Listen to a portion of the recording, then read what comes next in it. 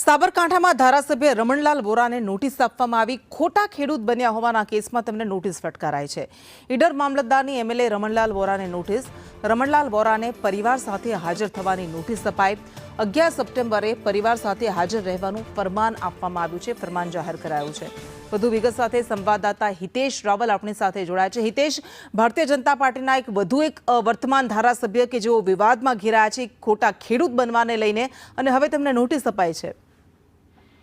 જી ગ્રીસના ગુજરાત સરકાર પૂર્વ વિધાનસભાના અધ્યક્ષ સહિત ધારાસભ્ય રહી ચૂકેલા અને અત્યારે હાલમાં વર્તમાન ધારાસભ્યને સમગ્ર તેમને અને તેમને પરિવારને નોટિસ પાઠવવામાં આવી છે.